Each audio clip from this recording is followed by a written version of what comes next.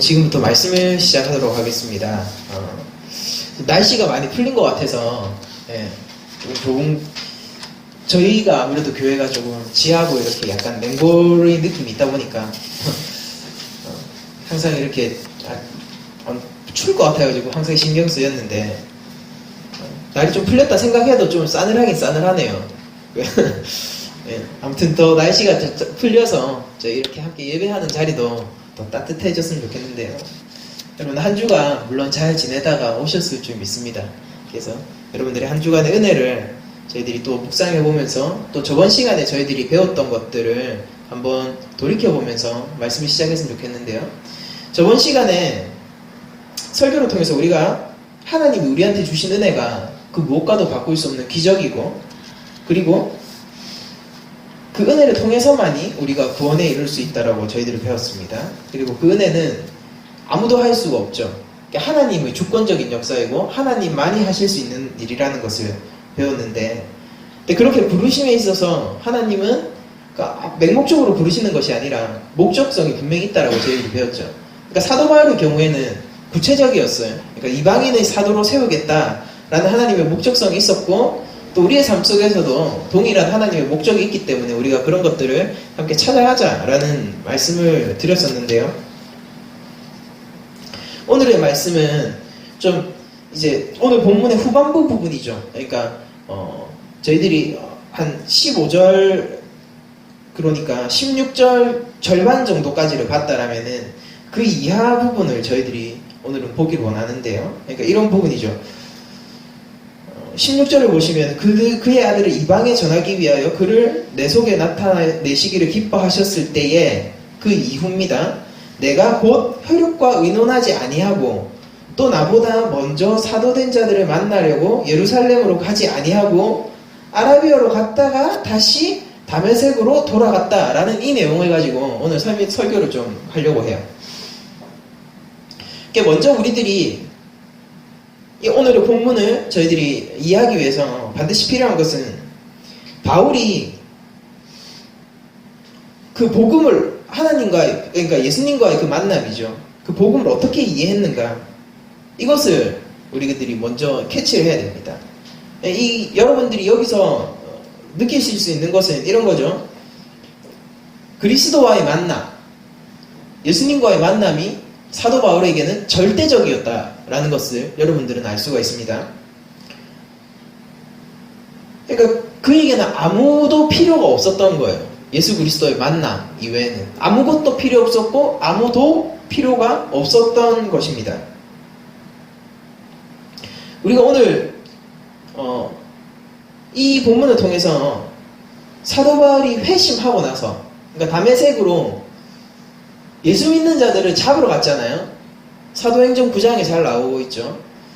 예수 믿는 자들을 잡으러 가면서 예수님을 만나고 회심한 이후에 어떤 변화를 겪게 됐는가에 주목할 필요가 있거든요. 첫 번째 반응은 이것이죠.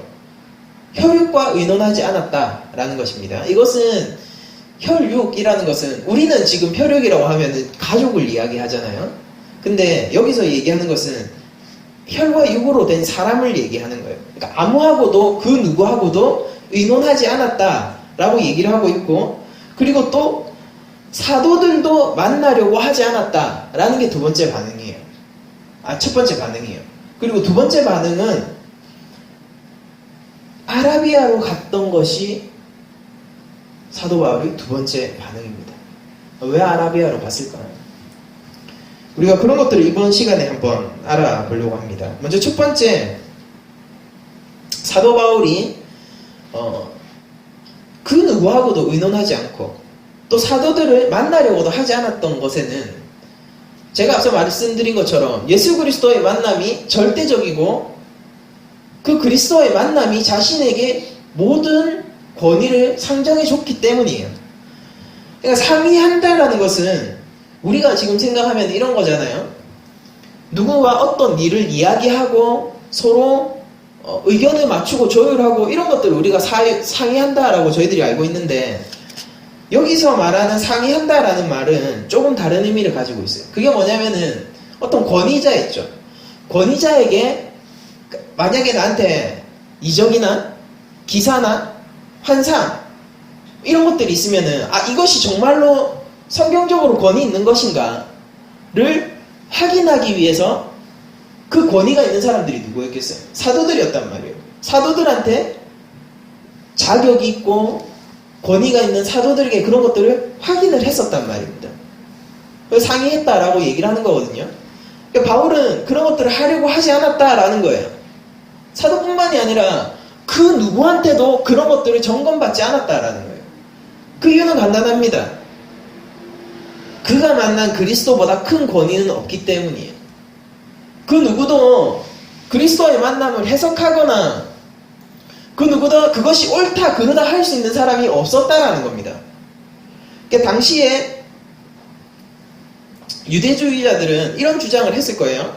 바울은 다메섹에서 아나니아를 만나서 아나니아한테 복음을 전해 들었거나 혹은 사도들한테 복음을 전수받았을 것이다 라는 말을 얘기를 했을 거란 말이에요. 그러면은 사도 바울은 그게 아니다라고 얘기를 하는 거죠. 이건 자기의 뛰어남을 이야기한다는 것보다 자기의 경험이 특별함을 이야기한다는 것보다는 무엇에도 초점이 있냐면은 내가 이 복음이 바울이 가진 복음, 이 바울의 이 복음이 진짜 복음이 맞다라는 거. 이거는 사람이 가르쳐 줄 수 있거나 사람이 깨닫게 해줄 수 있는 것이 아니라 오로지 하나님에 의해서만 알 수 있는 것. 내가 그리스도를 통해서 복음을 받았고 이 복음은 사람한테 빚진 것이 아니라 그리스도의 계시로부터 온 복음이다 라는 것을 지금 이 경험을 통해서 이야기를 하고 있는 거예요. 그러니까 필요 없다라는 거죠. 사도들도 가장 큰 권위를 가진 자들도 필요 없다라는 거예요. 정확하게 이것과 같은 위치를 그리스도의 계시로 받은 복음이죠. 바울이 이것과 정확하게 같은 위치를 점하고 있는 것이 지금은 성경입니다.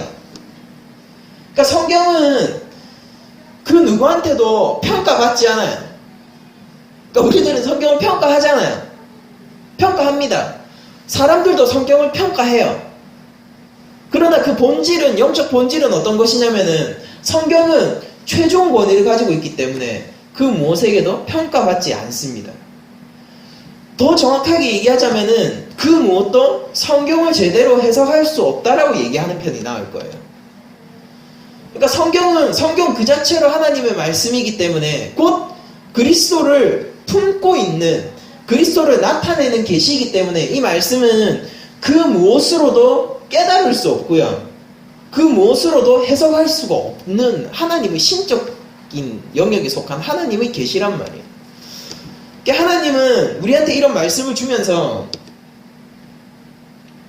너희들이 다른 것들에게 의지하지 말라라고 얘기를 하는 겁니다.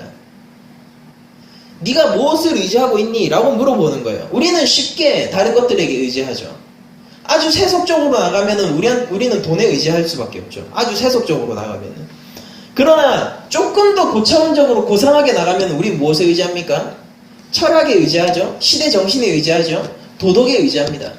조금 더 고상하게 자기를 맡기면 어떻게 되는 거예요? 그때부터 자기 희생이 나오죠. 자기 희생. 내 삶을 깎아서 남을 위해서 혹은 고행의 삶? 이런 것들이죠. 이런 것들이 자꾸 우리들을 유혹한단 말이에요. 유혹한단 말이에요. 그리고 그런 것들이 우리한테 자꾸 네가 이런 것들로 평가받아야 되지 않겠니? 라는 유혹을 준단 말입니다. 사도 바울은 평가가 필요 없었습니다. 이 복음에 대해서. 그는 심지어 그때 당시에 먼저 사도된 자들도 자신은 필요가 없었어요. 여러분들 생각해보세요. 내가 만약에 그리스도를 만났다라면은 무엇이 상식적인 일이겠습니까? 지금 제가 여러분들 앞에서 이렇게 만약에 제가 어젯밤 꿈에 하나님을 만났어요. 예수님을 만났다니까 이렇게 얘기를 하면은 뭐가 정상적인 절차겠어요? 이단 간별사가 와서 그래 그 얘기 한번 해봐. 아 그런가 아닌가? 이걸 판단하는 게 첫 번째겠죠. 그렇지 않습니까? 그런데 바울은 예수를 죽이던 자였단 말이에요. 예수 믿는 자로 죽이던 자였단 말이에요. 예수님의 표현에 따르자면 그는 예수를 박해하던 자였단 말이에요. 근데 그가 이제 예수를 위해서 살겠다. 내가 이 주님을 위해서 나의 목숨을, 내가 이 복음을 위해서 내가 모든 것을 걸겠다라고 했을 때 그는 먼저 뭐가 필요했을 것 같아요? 내가 박해하던 사람들의 인정이 필요했을 것 같지 않습니까? 내가 박해하던 사람들이 아 이제 우리 편이네, 저 사람이 복음을 알고 있네 라고 말하는 것이 필요하지 않겠어요? 그런 것들은 선한 것이고 매우 필요한 거잖아요. 그러니까 사역을 함에 있어서도 반드시 필요한 거잖아요. 그러니까 결국 사도를 찾습니다. 매우 필요한 것인데 바울은 그것을 미뤄두는 거예요. 심지어 그것조차 중요하지 않다라는 거예요. 첫 번째는 아니라는 거죠. 우리 삶 속에서 뭐 늘 제가 하게 되면 결론이 늘 비슷하게 가는 건데, 이 말씀 외에 우리의 지표가 될 수 있는 것들이 무엇이 있을까? 여러분들 한번 반문해 보십시오. 그리고 여러분들이 말씀을 볼 때 무엇을 통해서 말씀을 보고 있는가를 여러분들은 한번 반문해 보십시오. 정말 말씀을 통해서 여러분들은 말씀을 보고 있습니까? 아니면은 다른 여러 가지 가치들을 통해서 말씀을 재단하고 해석하려고 하고 있습니까? 여러분들 우리한테 주어진 일반 은총, 즉 학문, 도덕, 우리의 양심, 이런 것들은 하나님이 우리한테, 모든 사람한테 주신 일반적인 은총이에요. 그런 것들을 통해서 우리가 하나님의 성품도 알 수 있고, 그런 일반 은총, 즉 학문을 바르게 쓰면은 우리가 또 그걸 통해서 하나님을 더 깊이 만날 수 있어요. 그것은 사실입니다. 그래서 그런 것들이 필요해요. 그래서 저도 공부를 합니다. 그러나 여러분들, 말씀의 첫 번째 그 권위를 인정하지 않으면은 여러분들이 그 어떤 것들을 사용해도 진리에 다다를 수 없어요. 그 무엇을 통해서도 여러분들은 하나님의 말씀이 정말 하나님의 말씀이라는 것을 알 수 없게 됩니다. 여러분들이 기준이 무엇인가, 말씀을 보는 기준이 무엇인가, 내가 무엇을 가지고 이 말씀을 다루고 있느냐에 따라서 여러분들은 이 말씀을 그냥 오늘의 좋은 생각, 책자 정도로도 다룰 수 있고, 여러분들은 그냥 이거를 적당히 철학서 정도로도 다룰 수 있고, 여러분들은 도덕경 같은 그런 도덕서적으로도 여러분들은 다룰 수 있어요. 말씀의 문제가 아니라 죄악된 인간의 마음의 문제인 거예요. 제가 이 시간 강조하고 싶은 것은 이거예요. 바울은 이 복음에 있어서 그 누구의 인정도 필요 없었습니다. 누구와도 상의할 필요가 없었어요. 왜냐하면 이것은 하나님의 계시로부터 오는 것이고, 성령님 외에는 이런 것들을 깨닫게 해줄 자가 없기 때문에 이 하나님의 말씀의 권위, 복음의 권위를 다른 것에서 차지를 하지 않았어요. 다른 것들은 부차적이었던 것입니다. 여러분들은 근본적인 것에 여러분들의 마음을 놓고 여러분들의 최종적인 권위인 말씀에 그 권위를 정말로 인정하고 있는지를 이 시간 한번 자문해 보시기 바랍니다. 말씀대로 살면은 어떻게 될 것 같아요? 우리는 이런 생각을 흔히 잘 하죠. 말씀대로 살면은 좋은데, 현실의 벽이란, 이런 얘기를 잘 하지 않습니까? 우리가 말씀대로 살면은 그래 사는 건데, 일단 막상 현실에 가면은 말씀은 말씀이고 라는 마음이 들지 않으세요? 아니 그렇게만 해서 우리가 어떻게 살아 라고 얘기를 하지 않습니까? 그런 여러분들한테 묻고 싶어요. 우리는 그런 사람들을 통해서 복음을 받고 있어요. 생명을 걸고 자기 피를 흘리기를 아까워하지 않는 그 우리 신앙의 선배들을 통해서 우리는 이 복음이 흘러왔다는 것을 잊지 마십시오. 현실은 현실인데, 그래 여러분들 타협하십시오. 물러나세요. 여러분들이 믿음이 거기까지라면은 괜히 만용 부리다가 하나님 앞에 또 다른 외식을 짓느니 차라리 물러나십시오. 그러나 여러분들 거기서 멈춰있지 마세요. 하나님이 원하시는 것 아니에요. 그것은 물러나고 타협하고 어디까지 물러나야 되겠어요? 한 걸음 떼는 순간 기억하세요. 두 걸음 떼는 거는 쉬워요. 두 걸음 떼는 순간 여러분들은 끊임없이 밀려나가는 여러분들의 영혼을 보게 될 것입니다. 없어요. 거기에는 안식이 있습니까? 적당히 타협하면 안식이 올 것 같아요. 하나님의 평안이 없는데 어떻게 안식이 있습니까? 적당히 물러나서 이 말씀대로 사는 것, 이 복음을 내가 붙드는 것, 이런 것들이 뭐 어리석어 보이니까 그런 것들 적당히 미뤄두면은 사람들한테 크게 거슬리지 않게 그렇게 살다 보면은 여러분들 삶이 편해질 것 같아요? 기억하세요. 하나님이 두드리실 겁니다. 여러분들의 마음을. 여러분들의 영혼을 깨우기 위해서 하나님이 개입하기 시작하실 거예요. 여러분들 성도잖아요. 전 세상 사람들한테 이 말씀을 전하는 게 아니에요. 성도에게 평안은 하나님 안 외에는 없습니다. 밖으로 벗어나면은 여러분들이 아무리 평안하다라고 생각하는 그것도 고통의 연속이라는 걸 여러분들이 깨달으시기 바랍니다. 바울은 필요 없었단 말이에요. 이 권위, 이것으로 내가 살리라.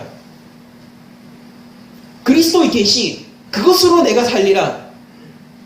나보다 먼저 된 사도들, 그 권위도 나는 필요 없다. 내가 이것을 붙들고, 내가 이게 최종권이니까, 이게 나의 전부니까, 이 그리스도의 계시와 복음을 붙들고 살리라. 라는 결단을 처음에 보여주는 거란 말입니다. 그리고 나서 예루살렘으로 안 갔다고 그랬어요. 그리고 나서 아라비아로 갔다가 다시 다메섹으로 돌아갔다고 했어요. 오늘 설교 제목이 뭡니까? 하나님과 함께 아라비아로 라는 제목이에요. 그러니까 아라비아는 무엇을 어떤 지점을 얘기하느냐면요. 그러니까 아라비아라고 얘기하니까 아주 문화가 융성한 그런 도시를 우리가 생각하기 쉬운데 사실은 아니에요. 아라비아의 그 광야지대를 이야기하는 거예요. 그러니까 일종의 사막이죠. 일종의 사막이 아니라 사막지대죠. 거기로 갔다는 거예요. 거기서 3년을 있었어요. 여러분들, 이건 우리 지금 제가 이 얘기를 계속하기에 앞서서 우리가 바울의 행적을 먼저 정리할 필요가 있어요. 바울이 회심 이후에 그리스도를 만나고 나서 어떤 행보를 걸어왔는가를 우리가 갈라디아서와 사도행전을 비교하면서 함께 보기를 원합니다. 이거는 다음 주에 있을 설교와도 아주 깊이 관련이 있기 때문에 조금 시간이 들더라도 차분차분히 한번 봤으면 좋겠습니다. 그러니까 갈라디아서를 여러분들이 펴시고 1장 13절에서부터 24절의 이야기를 제가 들려드릴 테니까 여러분들 한번 따라오시면서 그 눈으로 한번 따라오시면서 보세요. 이게 바울 스스로가 이야기하는 회심 이후의 행적이고요. 다음으로 우리가 찾아보게 될 사도행전 9장은 누가가, 그러니까 바울과 가장 가까이 있었던 자죠. 누가가 이야기하는 바울의 회심 이후의 행적입니다. 자, 갈라디아서 1장 13절 이하를 제가 쭉 읽어드릴게요. 여러분들 잘 보세요. 내가 이전에 유대교에 있을 때 행한 일을 너희가 들었거니와 하나님의 교회를 심히 박해하고 멸하고 내가 내 동족 중 여러 영갑자보다 유대교를 지나치게 믿어 내 조상의 전통에 대하여 더욱 열심히 있었으나 그러나 내 어머니 태로부터 나를 택정하시고 그의 은혜로 나를 부르시니가 그의 아들을 이방에 전하기 위하여 그를 내 속에 나타내시기를 기뻐하셨을 때에 내가 곧 혈육과 의논하지 아니하고 또 나보다 먼저 사도된 자들을 만나려고 예루살렘으로 가지 아니하고 아라비아로 갔다가 다시 다메섹으로 돌아갔노라. 그 후 3년 만에, 그러니까 아라비아 광야에서 거의 3년을 보낸 거예요. 그 후 3년 만에 내가 베드로입니다. 게바를 방문하려고 예루살렘에 올라가서 또 미뤄놨던 일을 이제 하는 거예요. 예루살렘에 올라가서 그와 함께 15일을 머무르는 동안 주의 형제 야고보 외에 다른 사도들을 보지 못하였노라. 보라, 내가 너희에게 쓰는 것은 하나님 앞에서 거짓말이 아니로다. 그 후에 내가 수리와와 길리기아 지방에 이르렀으나, 길리기아 다소 바울의 고향을 얘기하는 거예요. 수리아와 길리기아 지방에 이르렀으나 그리스도 안에 있는 유대의 교회들이 나를 얼굴로는 알지 못하고 다만 우리를 박해하던 자가 전에 멸하려던 그 믿음을 지금 전한다 함을 듣고 나로 말미암아 하나님께 영광을 돌리니라 라고 되어 있습니다. 자, 이 회심 이후의 행적을 바울은 스스로 이렇게 그리고 있어요. 그럼 회심 이후의 행적을 사도행전은 어떻게 그리고 있는가? 우리가 사도행전 9장 다 함께 찾아보죠. 사도행전 9장입니다. 조금 많은데요. 이거 오늘이 제가 17절까지니까 본문이 그냥 17절까지 해당되는 부분까지만 읽으려고 하다가 어차피 다음 주 설교랑도 관련이 있으니까 다 읽었으면 좋겠어요. 여러분들 한번 좀 정리를 하시면은, 그리고 또 다음 주도 제가 한 번 더 정리를 해드릴 텐데 좀 보시면 더 좋을 것 같아요. 사도행전 9장 1절, 이거 31절까지 우리가 읽을 건데 거의 9장 다죠. 여러분들 조금 밑에 더 읽고 31절까지 읽으면 제가 설교한 동안 밑에 더 읽고 한 주간 그 성경 한 장 치십시오. 그러면 되잖아요. 자, 요거 그러면은 한 절씩 교독 한번 해볼까요? 제가 먼저 읽고 여러분들이 한 절 읽고 이렇게 했으면 좋겠습니다. 사울이 주의 제자들에 대하여 여전히 위협과 살기가 등등하여 대제사장에게 가서 다메섹 여러 회당에 가져갈 공문을 청하니 이는 만일 그 도를 따르는 사람을 만나면 남녀를 막론하고 결박하여 예루살렘으로 잡아오려 함이라. 사울이 길을 가다가 다메섹에 가까이 이르더니 호련히 하늘로부터 빛이 그를 둘러 비추는지라. 땅에 엎드려져 소리가 있어 이르시되 사울아 사울아 박해하느냐 하시거늘 대답하되 주여 누구시니까? 이르시되 나는 내가 박해하는 예수라. 너는 일어나 시내로 들어가라. 내가 행할 것을 내게 이를 자가 있느니라 하시니 같이 가던 사람들은 소리만 듣고 아무도 보지 못하여 말을 못하고 서 있더라. 사울이 땅에서 일어나 눈은 떴으나 아무것도 보지 못하고 사람의 손에 이끌려 다메섹으로 들어가서 사흘 동안 보지 못하고 먹지도 마시지도 아니하니라. 그때 다메섹에 아나니아라 하는 제자가 있더니 주께서 환상 중에 불러 이르시되 아나니아야 하시거늘 대답하되 주여 내가 여기 있나이다 하니 주께서 이르시되 일어나 집가라 하는 거리로 가서 유다의 집에서 다소 사람 사울이라 하는 사람을 찾으라. 그가 기도하는 중이니라. 그가 아나니아라 하는 사람이 들어와서 자기에게 안수하여 다시 보게 하는 것을 보았느니라 하시거늘 아나니아가 대답하되 주여 이 사람에 대하여 내가 여러 사람에게 듣사온즉 그가 예루살렘에서 주의 성도에게 적지 않은 해를 끼쳤다 하더니 여기서도 주의 이름을 부르는 모든 사람을 결박한 권한을 제사장들에게 받았나이다 하거늘 주께서 이르시되 가라. 이 사람이 내 이름을 이방인과 임금들과 이스라엘 자손들에게 전하기 위하여 택한 나의 그릇이라.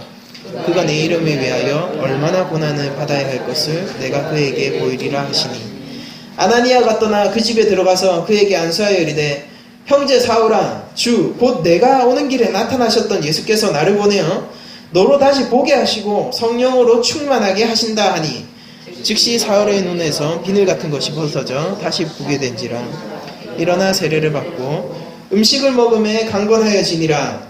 사울 다메섹에 있는 제자들과 함께 며칠 있을새 즉시로 각 회당에서 예수가 하나님의 아들이심을 전파하니 듣는 사람이 다 놀라 말하되 이 사람이 예루살렘에서 이 이름을 부르는 사람을 멸하려던 자가 아니냐.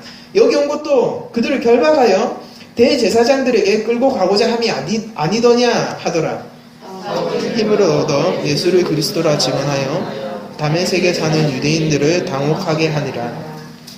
여러 날이 지남에 유대인들이 사울 죽이를 공모하더니 그 계교가 사울에게 알려지니라. 밤낮으로 성문까지 지키거늘 그의 제자들이 밤에 사울을 광주리에 담아 성벽에 달아내리니라. 사울이 예루살렘에 가서 제자들을 사귀고자 하나 다 두려워하여 그가 제자됨을 믿지 아니하니 바나바가 데리고 사도들에게 가서 그가 길에서 어떻게 주를 보았는지와 주께서 그에게 말씀하신 일과 다메섹에서 그가 어떻게 예수의 이름을 담대히 말하였는지를 전하니라. 사울이 제자들과 함께 있어 예루살렘에 추이를 하며 또 주 예수의 이름으로 담대히 말하고 헬라파 유대인들과 함께 말하며 변론하니 그 사람들이 죽이려고 힘쓰거늘 세례를 알고 가이사랴로 데리고 내려가서 다소로 보내니라. 그리하여 온 유대와 갈릴리와 사마리아 교회가 평안하여 든든히 서가고 주를 경외함과 성령을 위로로 진행하여 수가 더 많아지니라. 아멘. 갈라디아 여러분들이 아마 정리가 안 되실 테지만은 사도행전과 갈라디아서를 통해서 이제 회심 이후 바울의 행적을 정리하자면 다음과 같습니다. 첫 번째는 이거죠. 그리스도인들을 잡기 위해서 바울이 다메섹으로 가다가 예수님을 만나요. 이때 회심하게 됩니다. 그리고 이때 실명하게 되죠. 그리고 나서는 두 번째 다메섹으로 바울이 들어가요. 거기서 아나니아를 만납니다. 그리고 아나니아는 바울의 눈을 뜨게 하기 위해서 기도하고 세례를 주죠. 그리고 나서는 이거예요. 사도행전에서 이렇게 얘기를 합니다. 즉시로 각 회당에서 예수가 하나님의 아들이심을 전파했다라고 기록하고 있어요. 근데 갈라디아서는 여기서 뭐라고 하고 있습니까? 즉시 아라비아로 갔다라고 되어 있죠. 그러니까 어떤 사람들은 이 두 개 구절을 이거 봐, 사도행전이 틀리거나 갈라디아서가 틀렸다라고 얘기를 합니다. 근데 바울 자신이 얘기하는 거니까 갈라디아서가 틀렸을 리는 없으니까 사도행전은 틀렸다. 사도행전은 사실은 잘못된 기록이다. 기록으로서의 오류가 있다라고 얘기를 하거든요. 근데 안 그래요. 사도행전과 갈라디아서의 기록이 지금 여기서 마치 상충하고 있는 것처럼 보이는데 이것은 사실은 어떤 걸 강조하고자 하는가에 따른 기록자의 의도 간의 상이성으로 우리가 봐야 되는 거예요. 그러니까 누가가 강조하고자 했던 것과 바울이 자기 고백을 하면서 갈라디아 교회에 강조하고자 했던 것이 달랐던 거예요. 그러니까 사도행전의 저자 누가죠. 누가는 이런 거예요. 회심과 관련해서 바울이 공적인 사역을 즉각적으로 시작했다라는 것을 강조하고 싶은 거예요. 그러니까 반면에 바울은 사역의 시작과 예루살렘 사도들과의 첫 대면까지 시간적 간격이 얼마나 긴지를 갈라디아인들한테 설명하려고 하는데 강조점이 있는 겁니다. 그러니까 누가는 이렇게 얘기해요. 이게 중요한 거예요. 누가는 이렇게 얘기합니다. 바울은 즉시 변화했다는 거예요. 즉시 변했다. 고작 하루의 시간 동안 바울은 완전히 뒤바뀐 인생을 살게 되었다라는 게 사도행전의 저자가 얘기하고자 하는 겁니다. 근데 반면에 바울은 이걸 얘기하고 싶은 거예요. 내가 이방인의 사도가 된 것을 먼저 사도들한테 확증받고 권위를 인정하는 것보다 아라비아에서 하나님과 홀로 시간을 가지는데 더 중요성을 뒀다라고 얘기를 하는 겁니다. 그 후에야 비로소 나는 사도들한테 인정을 받고 공적인 사역을 할 수 있었다라는 거예요. 그러니까 바울은 내가 회심한 후에 나는 즉시 뭘 얘기하는 겁니까? 사람의 영향을 벗어나서 하나님 안에서 믿음을 굳히는 작업을 했다라는 겁니다. 분명히 사도 바울은 예수님을 만나고 나서요. 그쵸? 예수님을 만나고 나서 완전히 인생이 바뀌었고 실제 그 다음날 회당에 가서요. 예수를 전하는 일을 했을 거예요. 근데 바울의 스스로의 인식은 어떻습니까? 옆에서 보는 제3자이잖아요. 사도행전의 저자는 누가니까. 누가가 볼 때는 그에게 일어났던 가장 주목할 만한, 우리한테 알려줘야 할 가장 큰 대목이 뭐냐면은 그가 예수를 핍박하는 자가 하루아침에 삶이 바뀌더다라는 거예요. 근데 바울 스스로는 뭘 얘기합니까? 바울 스스로는 내가 가서 다음날 예수를 전하고 이런 것들이 바울한테는 중요하지 않았던 거예요. 그런 것들이 자기한테는 그냥 당연한 거였어요. 아니 예수님이 메시아고 그리스도인데 또 전하는 게 자기한테는 당연한 거, 이건 언급할 가치조차 없는 거예요. 바울의 인식 속에서 내가 즉시 나한테 중요한 것은 무엇이었다? 내가 이 권위를 어떻게 인정받고 사람들한테 내 일을 어떻게 하고 이거에 앞서서 나는 하나님과 이 그리스도의 계시에 관한 내용을 정리하는 것이 더 중요했다라는 겁니다. 그렇게 하면서 당연히 사도 바울은 가는 곳곳마다 예수님을 전했겠죠.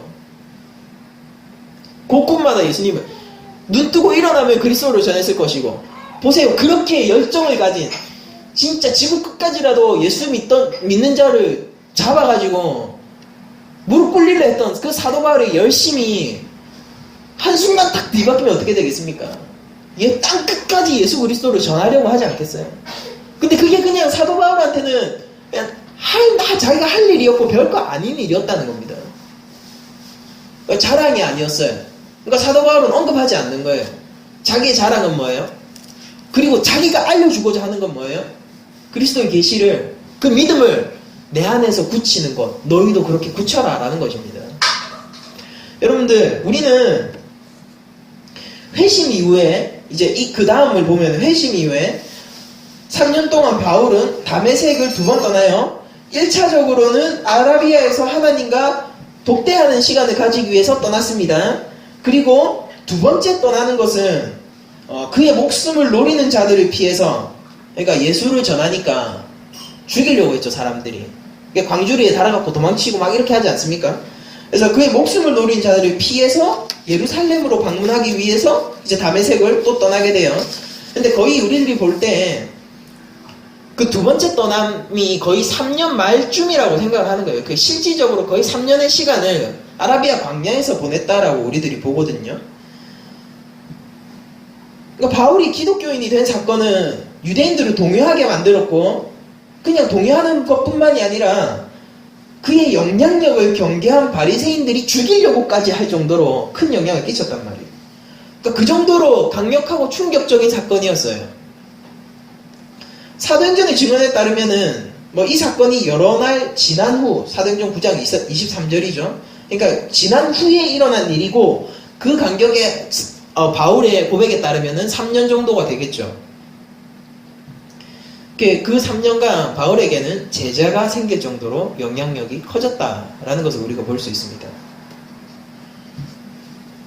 어쨌거나 우리가 주목할 부분은, 이건 우리가 다음 시간에 살펴볼 거니까, 우리가 중요하게 생각할 부분은 바울이 회심 이후에 사도들을 만나지 않고 곧장 아라비아의 광야로 떠났다라는 것입니다.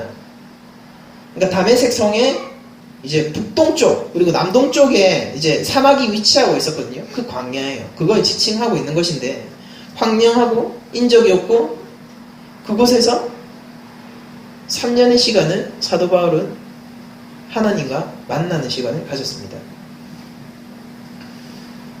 우린 이걸 통해서 그가 인생이 즉각적인 변화를 겪었음에도 불구하고 시간이 필요했음을 우리가 알 수 있는 거예요. 바울은 회심했고 그 다음날 바로 복음을 전할 정도로 급진적인 변화를 겪었습니다. 그러나 한편으로 바울에게는 이전에 자신이 속해 있던 유대교의 가르침과 그리스도의 복음 사이에서 자신의 정체성을 확고히 해야 될 필요가 동시에 존재했었던 거예요.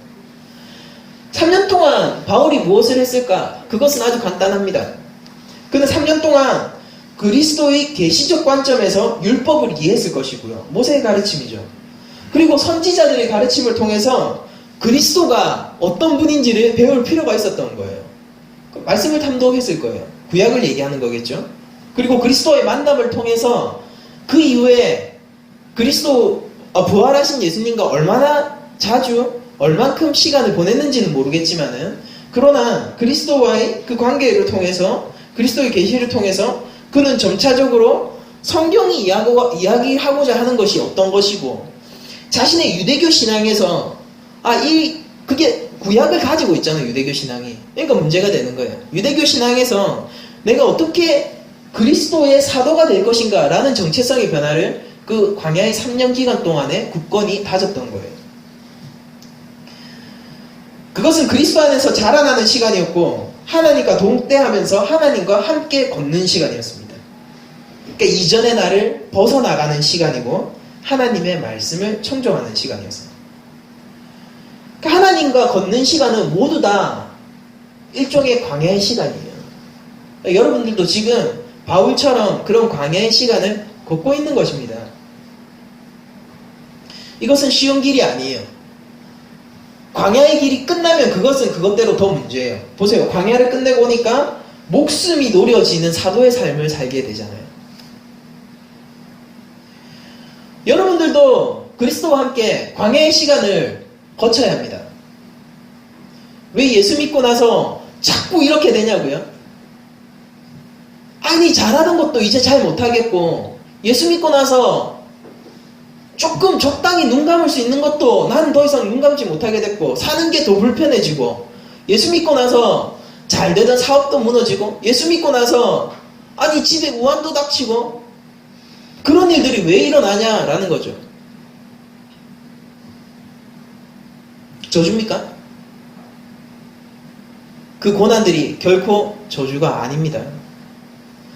여러분, 우리는 모두 다 광야의 시간을 버텨내야 되고 살아나가야 돼요. 근데 기억하십시오. 광야를 먼저 갔었던 이스라엘 백성은 그 광야의 40년 세월 동안 하나님 앞에 연단받고 연단받아 결국 어떻게 돼요? 그제서야 가나안 땅에 들어가는 거예요.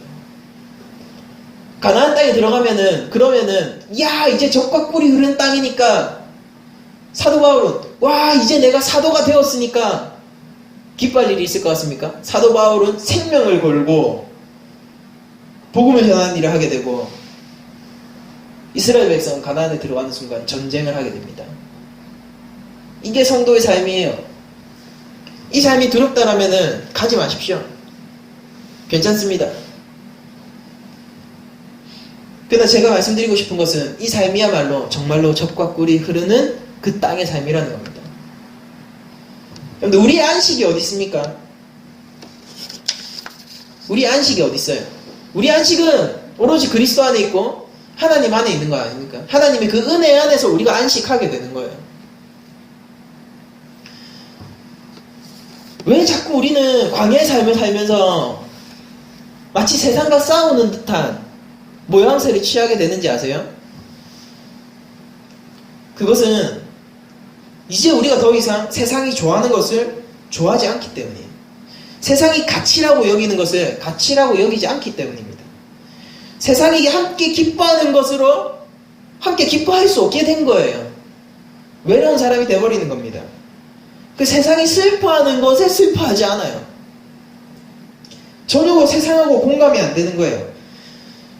그런데 세상이 볼 때는 우리가 기뻐하는 것은 세상이 볼 때 별 볼 일 없는 거고 우리가 가치롭게 여기는 보배는 세상은 무가치하다라고 얘기를 하는 거예요. 이 간극, 이 닿을 수 없는 평행선과 같은 이 간극이 우리를 결국 광야로 제공하게 하는 거예요. 그래서 제가 하나님과 함께 사는 삶은 모두 다 광야라고 얘기를 하는 겁니다. 그러나 이 광야의 생활은 결코 의미 없지도 않고 이방인의 사도로 바울의 경우에는 이방인의 사도로 세우시는 하나님의 그 분명하고 뚜렷한 목적성 안에서 반드시 필요했던 과정이듯이 우리한테도 이런 아라비아 광야의 시간이 반드시 필요하게 되는 겁니다. 우리는 실제 살면서 광야의 시간을 지나가지 않을 수가 없어요. 여러분들 이 광야는 예수를 믿고 나서 갑자기 모든 상황이 변한 것이 아니라 여러분들이 그냥 세상의 실체를 똑바로 볼 수 있게 된 것뿐이에요. 그냥 그뿐입니다. 세상은 변하지 않았어요. 하나님을 없다 하고 죄악된 세상은 한 번도 변한 적이 없어요. 그러나 여러분들 그 세상이 평안하고 달콤할 때는 여러분들이 거기에 속해 있을 때요. 함께 복음을 모르고 하나님이 없다 하고 그러니까 말씀을 청종하지 않는 삶을 살아갈 때는 그러니까 세상이 편하죠. 거기가 내 안식처입니다. 근데 여러분들이 눈을 뜨고 보게 되는 거예요. 와, 야 이거 돼지우리였네. 이 쥐염나무 열매 내가 같이 먹고 있었네. 내가 내 아버지 집으로 어떻게 갈까를 생각하게 되는 순간 여러분들은 모든 세상이 고통으로 다가오게 되는 거예요. 그때.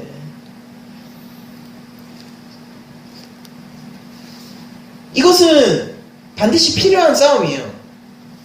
왜냐면은 내가 편안하게 느끼던 곳이 편안하지 않다는 것은 여러분들은 진짜 편안한 것을 알게 됐다는 뜻이니까요. 반드시 필요한 과정이에요. 여러분들이 가치 있다고 여기던 것이 더 이상 가치 없게 느껴지면은 여러분들은 진짜 가치 있는 것이 무엇인지 알게 됐다는 뜻이에요. 반드시 필요한 순간입니다. 여러분들 우리의 안식은 세상 가운데 있는 것이 아니에요. 그들이 추구하는 것에 우리 안식이 있지 않습니다. 아무리 고상한 가치관이라고 하더라도 그런 것들에 우리 안식이 있지 않습니다. 우리는 오직 예수 그리스도 안에서만 안식할 수 있고 오직 하나님의 품 안에서만 젖과 꿀이 흐르는 안식의 땅을 느낄 수가 있는 거예요. 그 기간을 거쳐낼 때에 여러분들의 믿음은 더욱 단단하게 될 것입니다. 여러분들이 이전의 나를 버리고 그 기간을 통해서 그리스도 안에서 새로 지음받은 나를 계속해서 깨닫고 체득하게 될 것입니다. 여러분들은 반드시 광야를 거치셔야 돼요. 그것을 통해서 그리스도에게까지 자라나야 됩니다. 그러나 여러분들 잘 생각하세요. 내가 광야의 시간을 통해서 난 더 나은 사람이 되었어. 이런 식으로 사건을 바라보게 되면 여러분들은 완전히 광야에 헛걸은 거예요. 광야를 통해서 그리스도의 분량까지 잘하십시오. 그러나 그 길에는 자기 자랑이 없어요. 사도 바울 보세요. 사도 바울 보세요. 누가가 볼 때는 그가 대단한 일들을 했단 말이에요. 와, 하루 만에 인생이 바뀌어서 담대하게 예수를 전하고 목숨이 노려지면서까지 예수 그리스도의 복음을 전하기를 포기하지 않고 얼마나 대단한 일이에요. 자랑이 될 법하잖아요. 근데 바울의 고백에는 그런 것들이 싹 빠져있단 말이에요. 왜 그럴까요? 그게 자랑이 아닌 거예요. 바울의 자랑은 무엇입니까? 나의 연약함이 자랑인 겁니다. 바울의 자랑은 무엇입니까? 나를 구원한 십자가가 자랑인 거예요.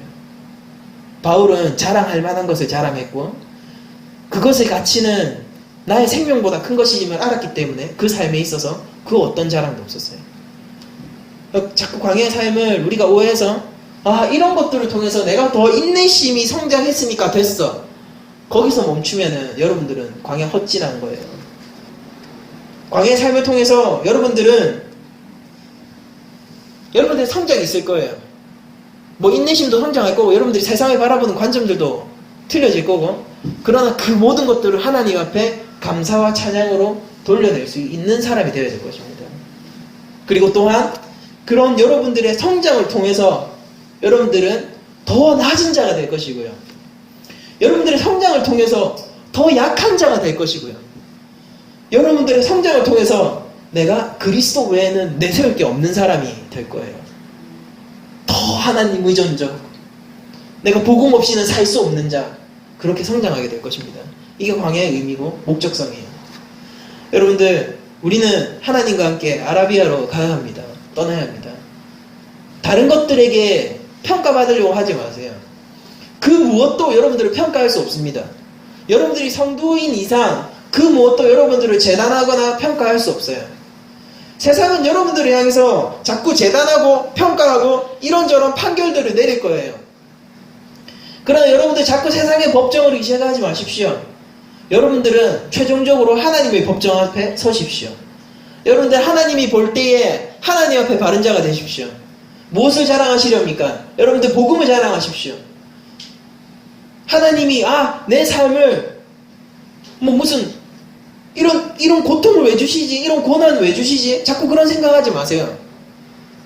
그게 아니라 여러분들의 믿음과 신앙을 보세요. 어떤 사람은 태어날 때부터 여러분들이 떨어질 수 없을 거라고 생각하는 최악의 환경에서 자라게 됩니다.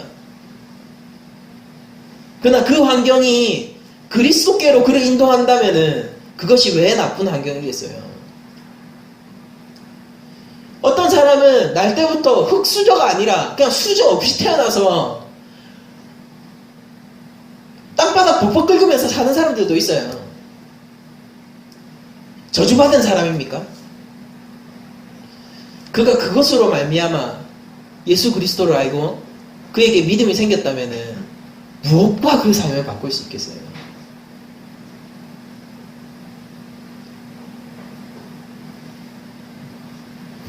저의 간증 역시 그래요. 예수를 믿는 이 삶을 그 무엇과도 바꿀 수 없어요. 예수님을 아는 이 믿음을 그 무엇과도 바꿀 수 없어요. 빌 게이츠가 와서 전 재산을 줄 테니까 그것과 바꾸자라고 얘기해도 나는 바꿀 수 없어요.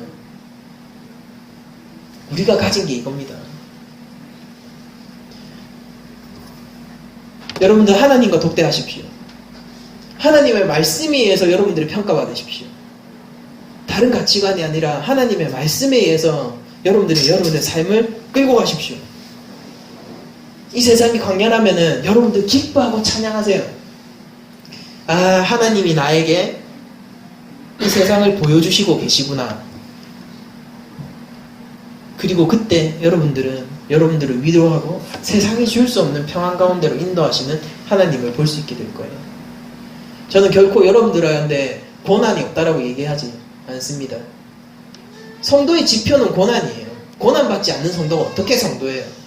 세상 가운데 있으면서 평안하면은 그게 세상이지 어떻게 성도예요? 애굽 가운데 있으면서 애굽이 편하면은 어떻게 출애굽할 수 있습니까? 어떻게 튀어나오시겠어요? 자꾸 눕은 자리가 불편하고 고개 씻고 있어도 마음이 불편하고 가나안이 자꾸 생각나고 그래야죠. 여러분들 너무 삶이 평안하면은 여러분들 마음에 아무 걱정 근심 없으면은 다시 생각해 보세요. 성도 맞는지 내가. 근데 자꾸 내 마음이 불편하고 자꾸 말씀이 걸려서 잘 살 수가 없고 내가 자꾸 나의 죄성이 자꾸 마음에 걸려갖고 사는 게 너무 짜증나고 답답하고 기뻐하십시오. 하나님이 함께하고 계십니다. 성도의 삶입니다. 그것이. 우리는 평행선을 긋고 달리고 있는 사람들이에요. 제가 줄 수 있는 위로는 이것입니다. 여러분들의 광야의 삶은 고난이지만은 그러나 영광으로 덮여진 고난이고 여러분들의 고통의 그 광야는 고통이지만은 세상에 알 수 없는 평안으로 덮여있는 고통의 시간이고 여러분들은 이 세상이 모두 죄의 권세에 결박당하고 있을 때 유일하게 자유로운 집단 교회입니다. 자유를 쟁취하십시오. 믿음을 쟁취하십시오. 신앙을 쟁취하십시오. 예수 그리스도를 구주로 붙드십시오. 그것 외에 우리가 붙들 것은 아무것도 없습니다. 이번 한 주간도 다메섹에서 나와 아라비아 광야를 거쳐서 다시 다메섹으로 들어가는 바울의 모습처럼 옛사람을 벗고 이전의 나를 벗고 그리스도 안에서 새 사람으로 새 옷을 입어 다시 그들에게 갈 수 있는 한 주가 되었으면 좋겠습니다.